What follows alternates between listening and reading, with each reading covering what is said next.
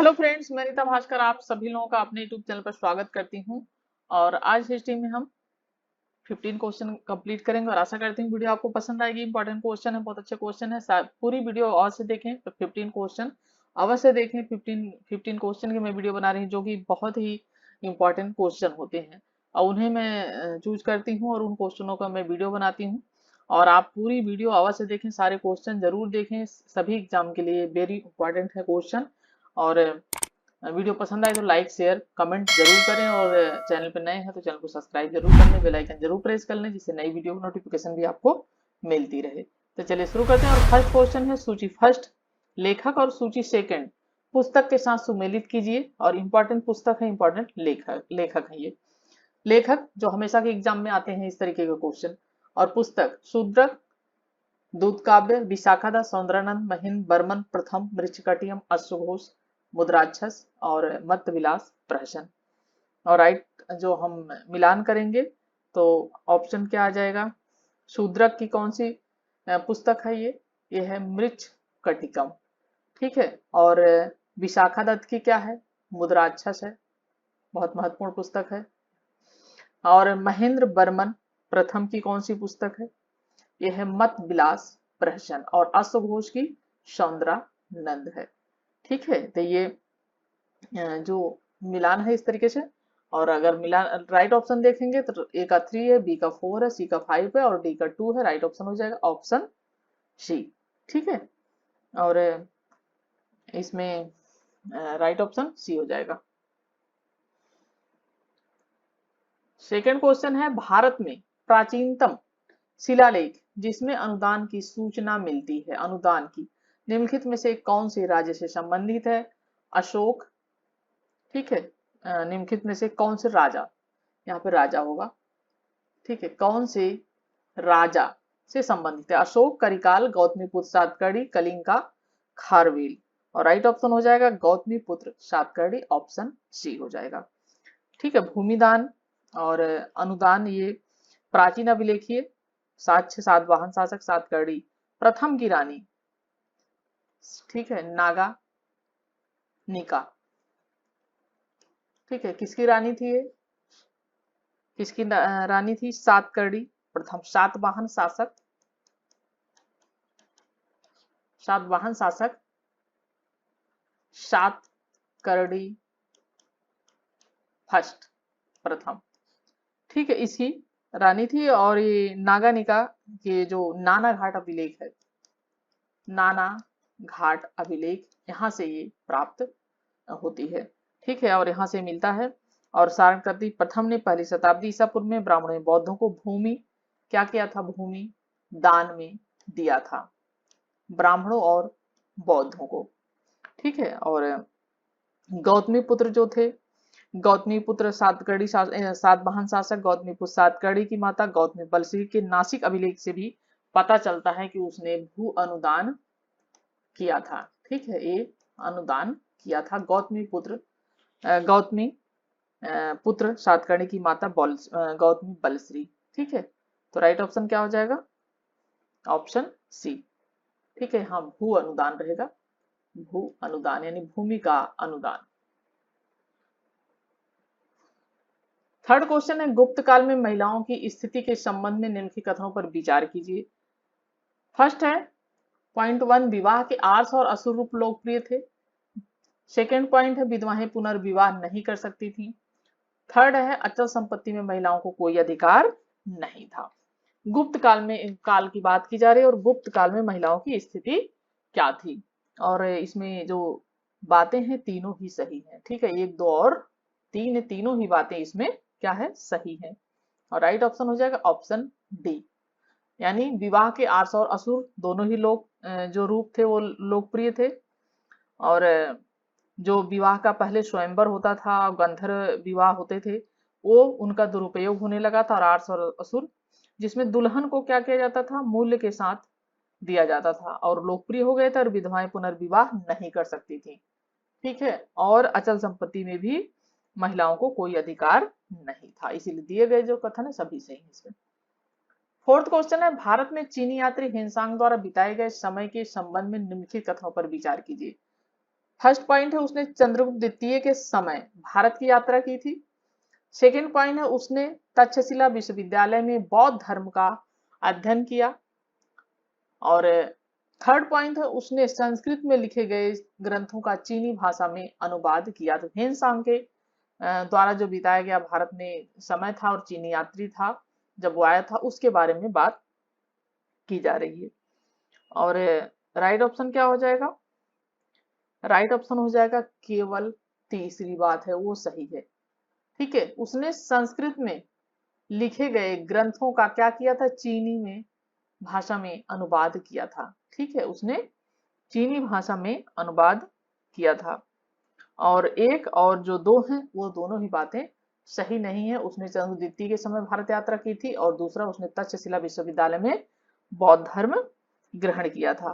क्योंकि जो ह्वेनसांग है भारत यात्रा जब इसने किया था हर्ष के शासनकाल में। किसके शासनकाल में? हर्ष के शासनकाल में। ठीक है, इसने किया था। और वह तक्षशिला में नहीं बल्कि कहाँ पे रहा था वो अध्ययन करने के लिए? वो था नालंदा विश्वविद्यालय। ठीक है, नालंदा विश्वविद्यालय। तो ये दोनों ही बातें सही नहीं है। ठीक है, और थर्ड इसमें सही कि उसने संस्कृत में लिखे गए चीनी ग्रंथ जो ग्रंथ थे उनका क्या किया था? चीनी में इसने अनुवाद किया था। ठीक है, फिफ्थ क्वेश्चन है गुप्त साम्राज्य के पतन के लिए निम्नलिखित में से कौन से कारण उत्तरदायी थे? शकों का आक्रमण, निर्बल उत्तराधिकारी या सामंतों? गुप्त साम्राज्य का जब पतन हुआ तो क्या कारण थे जो उत्तरदायी थे? शकों का आक्रमण हुआ उस समय, या निर्बल उनके उत्तराधिकारी थे वो निर्बल थे, कमजोर थे, या सामंतों का उदय हुआ? और जो राइट ऑप्शन हो जाएगा इसमें निर्बल उत्तराधिकारी और सामंतों का उदय। ठीक है, जैसे चंद्रगुप्त द्वितीय के जो उत्तराधिकारी थे वो करीब 5वीं शताब्दी के उत्तरार्ध में हुणों के आक्रमण का जो है इनको सामना करना पड़ा था, शकों का नहीं। किसका सामना करना पड़ा था? हुणों का आक्रमण का। ठीक है, हुणों का आक्रमण हुआ था, उनका सामना करना पड़ा था, शकों का आक्रमण का सामना नहीं करना पड़ा था। और जो है इसमें निर्बल उत्तराधिकारी हुए और उसके बाद सामंतों का उदय भी इसके कारण यह शासक क्या हुआ? गुप्त काल कमजोर पड़ गया। और राइट ऑप्शन क्या हो जाएगा? 2 तथा 3 ऑप्शन बी। सिक्स क्वेश्चन है निम्नलिखित में से किस विद्वानों को गुप्त शासक चंद्रगुप्त विक्रमादित्य द्वारा संरक्षण दिया गया था? कालिदास, अमर सिंह, बाणभट्ट। ठीक है, और जो नीचे दिए कूट है उनका प्रयोग कर सही उत्तर चुने। और राइट ऑप्शन क्या हो जाएगा इसका? 1 और 2, कालिदास और अमर सिंह। ठीक है, जो चंद्रगुप्त द्वितीय, चंद्रगुप्त विक्रमादित्य मतलब चंद्रगुप्त सेकंड। ठीक है, चंद्रगुप्त सेकंड। और शासनकाल गुप्त साम्राज्य का स्वर्ण युग माना जाता है। और उज्जैन में स्थित उनके राज दरबार को कालिदास और अमर सिंह जैसे विद्वान सुशोभित करते थे। और बाण भट्ट जो थे ये हर्ष के राज दरबार में एक प्रमुख कवि थे, बाण भट्ट। ठीक है, ये जो के शासन काल में थे, ये इसके शासन काल में, विक्रमादित्य के शासन काल में नहीं थे। 1 और 2 थे। और राइट ऑप्शन क्या हो जाएगा? ऑप्शन डी, 1 और 2। और बाण भट्ट ने किस पुस्तक की रचना की थी? हर्ष चरित। ठीक है, ये भी पूछा जाता है कई बार। हर्ष चरित की रचना की थी बाण भट्ट ने। 7वां क्वेश्चन है प्राचीन भारत के समय में चीनी यात्री ह्वेनसांग और फाहान के संदर्भ निम्नलिखित कथनों पर विचार कीजिए। ह्वेनसांग गुप्त काल के दौरान भारत आया जबकि फाहान ने हर्षवर्धन के शासनकाल में भारत की यात्रा की। ह्वेनसांग बौद्ध धर्म का अध्ययन करने के लिए भारत आया था जबकि फाहान ने जैन धर्म का अध्ययन किया था। और राइट ऑप्शन क्या हो जाएगा? नहीं एक सही है, नहीं दोनों सही, यानी दोनों ही बातें इसमें सही नहीं। राइट ऑप्शन हो जाएगा डी। जैसा कि हमने अभी बात की थी, ह्वेनसांग कब आया था? हर्षवर्धन के शासनकाल में आया था। ठीक है, और फाहान नहीं आया था। फाहान कब आया था? ये गुप्त काल। ठीक है, चंद्रगुप्त द्वितीय विक्रमादित्य के शासनकाल में आया था फाहान। फाहान कब आया था? ये चंद्रगुप्त सेकंड के शासन काल में आया था। ठीक है, ये चीनी यात्री। और इसलिए न एक सही है, न 2 ही सही है। और ह्वेनसांग फाहान दोनों बौद्ध धर्म स्थलों की यात्रा करने और बौद्ध धर्म का अध्ययन करने एवं बौद्ध धर्म की किताबें और इनकी एकत्रित के लिए भारत आए थे, ना कि जैन धर्म के लिए। ठीक है। 8 क्वेश्चन है, निम्नलिखित में से किस विद्वानों का संबंध गुप्त काल से था? आर्यभट्ट, बराहमिहिर, सुश्रुत। देखिए बहुत इंपॉर्टेंट क्वेश्चन है और बहुत ही क्वेश्चन हमेशा एग्जाम में पूछे जाते हैं। कोई भी एग्जाम हो, टीजीटी, पीजीटी, आईएएस, पीसीएस, हर एग्जाम में इस तरिके से क्वेश्चन पूछे जाते हैं। यूसी नेट का एग्जाम है, उसमें पूछे जाएंगे, तो बहुत ध्यान से सारे क्वेश्चन जरूर देखें। और देखिए यह है, निम्नलिखित में से किन विद्वानों का संबंध गुप्त काल से था? आर्यभट्ट का, बराहमिहिर का, सुश्रुत। और नीचे दिए कूट है, उसके द्वारा उत्तर चुनेंगे। और एक और दो हो जाएगा, आर्यभट्ट और बराहमिहिर। राइट ऑप्शन हो जाएगा ऑप्शन डी, एक और दो। ठीक है। आर्यभट्ट जैसा कि आप जानते हैं कि महान गणितज्ञ और खगोल शास्त्री थे, और उन्होंने 499 ईस्वी में, ठीक है, 499, 499, इन्होंने आर्यभट्टियम, ठीक है, इन्होंने आर्यभट्टीय नामक पुस्तक की रचना की थी। आर्यभट्ट ने आर्यभट्टियम, ठीक है, भट्टी, इसकी रचना इन्होंने की थी। और बराहमिहिर जो थे, ये 505 से 587, 505 से 587 ईस्वी। ठीक है। संस्कृत साहित्य पर इन्होंने बृहद संहिता और ज्योतिष पर बृहजातक नामक पुस्तक की रचना की थी। ठीक है। इन्होंने बराहमिहिर ने बृहद संहिता, ये भी बहुत बार पूछता है जो है क्वेश्चन, बृहद संहिता। और कौन सी दूसरी पुस्तक थी? और इन्होंने एक खगोल प्रणालियों पर भी पंच सिद्धांतिका, ठीक है, दूसरी पंच सिद्धांतिका, ठीक है, ये भी इनकी महत्वपूर्ण पुस्तक थी, पंच सिद्धांतिका और बृहद संहिता। और इसके अलावा ज्योतिष पर इन्होंने बृहद जातक नामक पुस्तक की रचना की थी। ये ज्योतिष पे लिखी गई है पुस्तक। ठीक है। ये है, क्या नाम है इसका? इसका नाम है बृहद जातक, बृहद जातक। ठीक है। ये ज्योतिष पे लिखी गई है, और खगोल जो प्रणाली है उसपे पंच सिद्धांत का, और संस्कृत साहित्य पर जो है बृहद, ये संस्कृत साहित्य पे लिखी गई है और एक खगोल पर लिखी गई है। ठीक है। तो एक और दो इसमें जो है सही है। ठीक है। और सुश्रुत जो थे वो गुप्त काल के पूर्व के हैं। ये सुश्रुत जो है ये गुप्त काल के पूर्व और प्राचीन भारतीय शैल्य चिकित्सा, जिनका जन्म संभवतः ईसा पूर्व 6ठी शताब्दी में हुआ था। और ये सुश्रुत संहिता ग्रंथ के लेखक है। किसके लेखक हैं? ये सुश्रुत जो है वो सुश्रुत संहिता, ठीक है, सुश्रुत संहिता, ठीक है, इसके ये लेखक हैं पुस्तक के। और जो शैल्य चिकित्सा पर पुस्तक लिखी गई है, जैसे चरक का स्थान चरक संहिता में था, उसी तरीके से शैल्य चिकित्सा में सुश्रुत का स्थान माना जाता है। 9th क्वेश्चन है, फाहान के गुप्त साम्राज्य के विवरण के संबंध में निम्नलिखित कथनों पर कौन सा कथन सही है?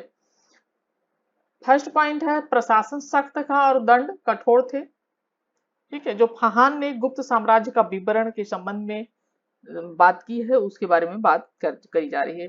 प्रशासन सख्त था और दंड कठोर थे। दूसरा है, गुप्तचर प्रणाली कुशल थी। तीसरा है, लोगों को अत्यधिक व्यक्तिगत स्वतंत्रता प्राप्त थी। और चौथा है, तीसरा है, स्वतंत्रता प्राप्त थी और व्यक्ति के जीवन में राज्य का कोई हस्तक्षेप नहीं होता था। दिए गए कूट के उत्तर चुनेंगे, और इसमें राइट ऑप्शन क्या हो जाएगा? ऑप्शन बस एक ही सही है, 3। ठीक है, यानी केवल 3। और राइट ऑप्शन क्या हो जाएगा? ऑप्शन सी, केवल 3 हो जाएगा। देखिए, गुप्तकालीन शासन प्रशासन पर महत्वपूर्ण इनकी जानकारी मिलती फाहान द्वारा लिखी गई, और वो गुप्तकालीन प्रशासन की जो व्याख्या सौम्य और उदार प्रशासन के रूप में करते हैं। यानी उदार शासन था गुप्त कालीन, और सौम्य शासन था। लोगों की गतिविधियों पर कोई भी प्रतिबंध नहीं था। यानी प्रशासन सख्त और कठोर की बात है, वो सही नहीं है। और वे अत्यधिक व्यक्तिगत स्वतंत्रता का आनंद भी उठाते थे, और व्यक्ति के जीवन में राज्य का कोई हस्तक्षेप नहीं था। कठोर दंड भी दिए नहीं जाते थे। ठीक है। और इसमें राइट ऑप्शन 3। 10th क्वेश्चन है, गुप्तों का इतिहास पुनर्निर्मित करने में निम्नलिखित में से किन स्रोताओं से सहायता मिलती है? इलाहाबाद का अशोक स्तंभ, विशाखा दत्त का मुद्राक्षस या फाहान का वृतांत। और राइट ऑप्शन क्या हो जाएगा, 1, 2 और 3, तीनों ही चीजें इसमें सही। इलाहाबाद का अशोक स्तंभ, गुप्तों का इतिहास पुनर्निर्मित करने की किन स्रोत से सहायता मिलती है, तो अशोक का जो इलाहाबाद का स्तंभ अभिलेख है वहां से भी, विशाखा दत्त का जो मुद्राक्षस है वहां से भी शासनकाल की जानकारी मिलती है, और फाहान का वृतांत भी इसमें जो है वो महत्वपूर्ण है। ठीक है,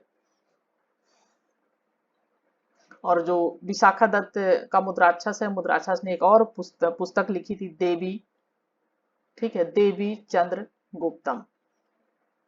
ठीक है, चंद्रगुप्तम, चंद्रगुप्त द्वितीय के शासनकाल में थे, अभी हमने बात की थी।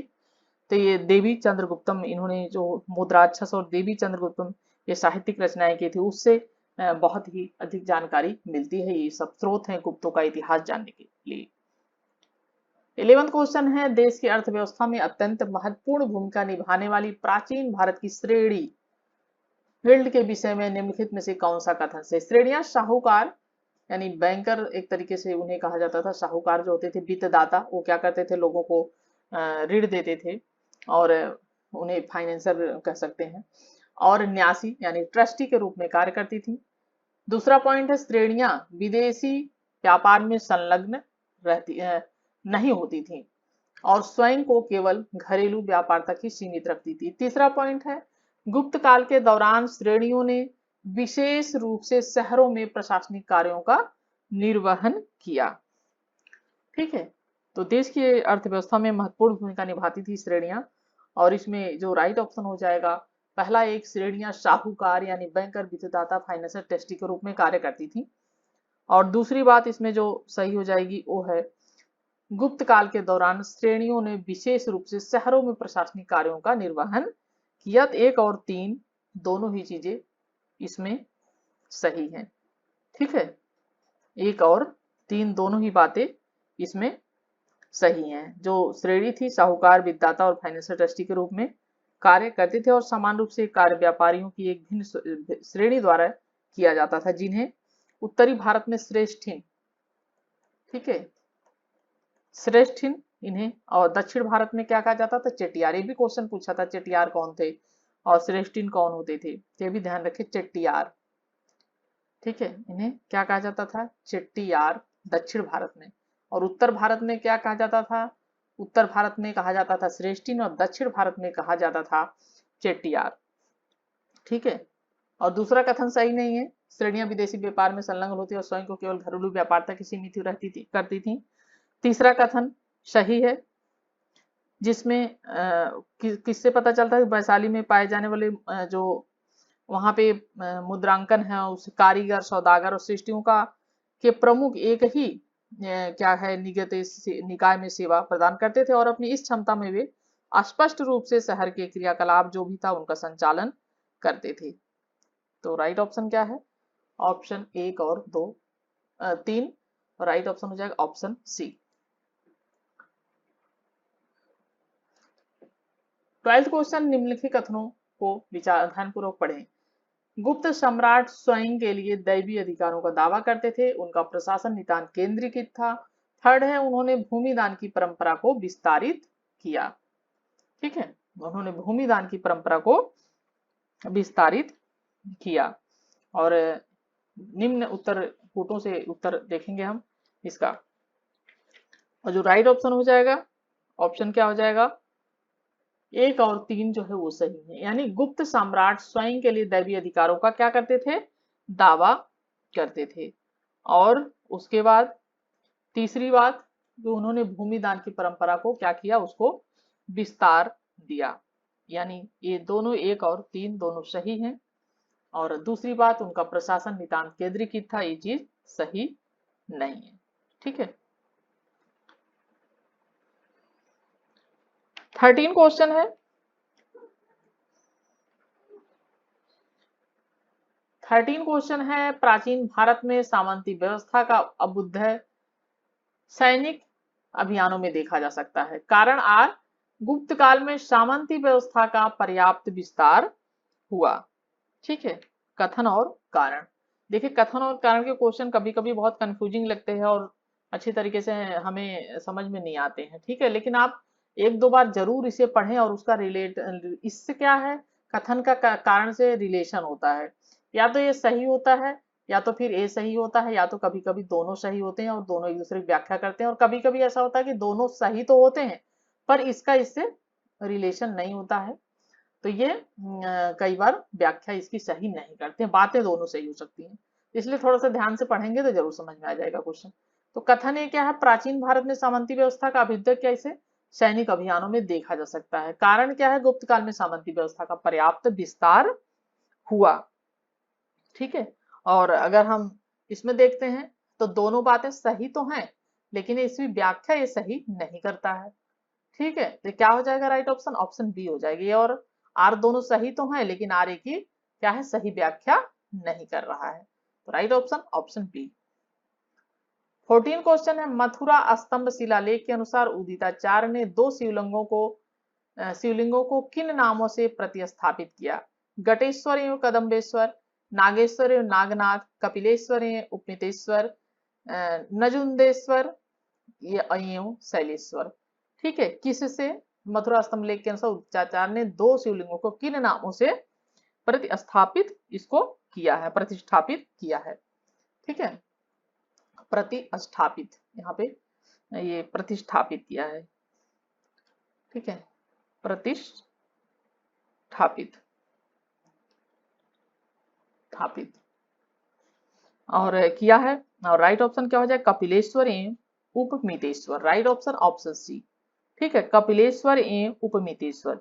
देखिए चंद्रगुप्त विक्रमादित्य का काल, चंद्रगुप्त सेकंड कह लीजिए या चंद्रगुप्त विक्रमादित्य। ठीक है, चंद्रगुप्त सेकंड यानी विक्रमादित्य का एक महत्वपूर्ण अभिलेख है ये मथुरा स्तंभ लेख, और इसका शासन 375 से 415 चंद्रगुप्त विक्रमादित्य का काल है, और इसकी तिथि गुप्त संपत है।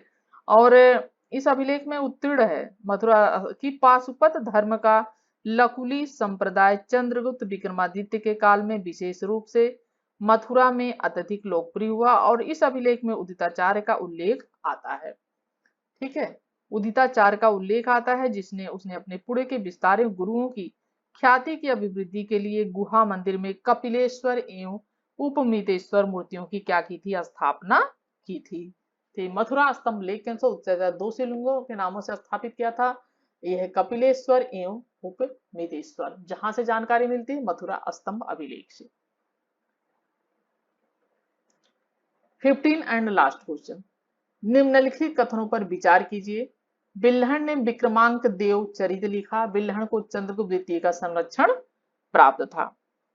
ठीक है, बिल्हण ने विक्रमांक देव चरित लिखा और बिल्हण को क्या था, चंद्रगुप्त द्वितीय का संरक्षण प्राप्त था। और राइट ऑप्शन हो जाएगा केवल एक। ये बात सही है कि बिल्हण जो विक्रमांक देव चरित है ये बिल्हण की रचना है, तो बिल्हण ने विक्रमांक देव चरित की रचना की थी।